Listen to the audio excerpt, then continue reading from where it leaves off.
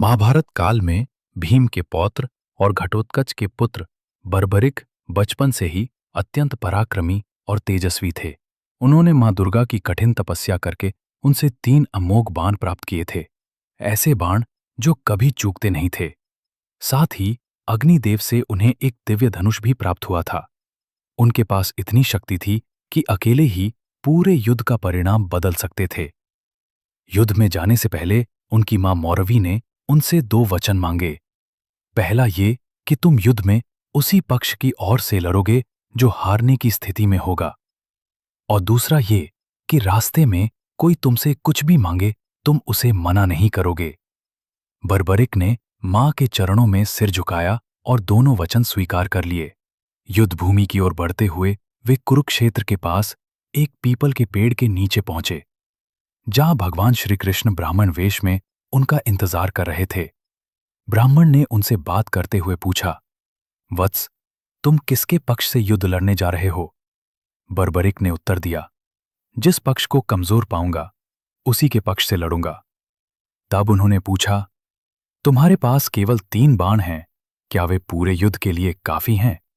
बर्बरिक ने मुस्कुराकर कहा, मेरा एक बाण ही पूरे युद्ध को समाप्त कर सकता है।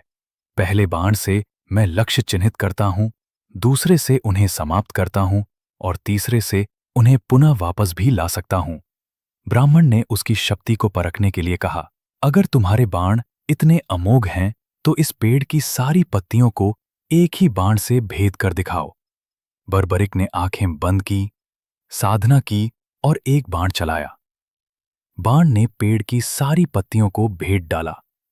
ब्राह्मण ने चुपचाप एक पत्ता अपने पैर के नीचे छिपा लिया था। कुछ क्षण बाद वो बाण ब्राह्मण के चरणों के चारों ओर चक्कर काटने लगा। यह देखकर बर्बरिक ने मुस्कुराकर कहा, हे ब्राह्मण, कृपया अपना चरण उठाइए। आपके पैर के नीचे एक पत्ता छिपा है और मेरा बाण बिना उसे भेदे नहीं रुकेगा। यह सुनते ही ब्राह्मण उसकी दिव्य दृष्टि और असाधारण शक्ति से अत्यंत प्रभावित हुए। उन्होंने समझ लिया कि यदि ये वीर युद्ध में उतरा तो धर्म और अधर्म का संतुलन बिगड़ जाएगा।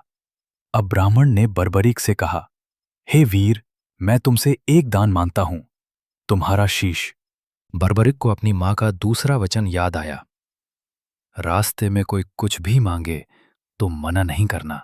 परंतु उन्होंने ब्राह्मण से एक निवेदन किया, हे ब्राह्मण, जो व्यक्ति मेरा शीश मांग रहा है वह कोई साधारण ब्राह्मण नहीं हो सकता। कृपया पहले अपना वास्तविक परिचय दें। तब श्री कृष्ण ने अपना विराट और विकराल रूप प्रकट किया। उनकी दिव्यता देखकर बर्बरिक स्तब्ध रह गए और भाव विभोर होकर उनके चरणों में झुक गए। बर्बरिक ने कहा, प्रभु, मेरा एक अंतिम आग्रह है। मैं ये महाभारत का युद्ध अपनी आंखों से देखना चाहता हूं। श्री कृष्ण मुस्कुराए और बोले, तथास्तु, तुम्हारा शीश युद्ध भूमि में ऊंचे स्थान पर रखा जाएगा, जहां से तुम संपूर्ण युद्ध देख सकोगे। अब बर्बरिक ने शांत चित्त होकर अपने तरकश से तलवार निकाली और बिना किसी हिचकिचाहट के स्वयं अपना शीश अपने धड़ से अलग कर दिया।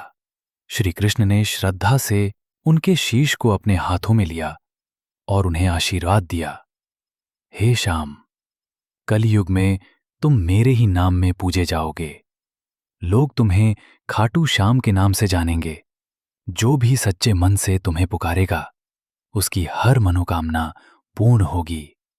बर्बरिक का शीश पूरे युद्ध के दौरान एक ऊंचे टीले पर रखा गया, जहां से उन्होंने धर्म और अधर्म की वास्तविकता को देखा।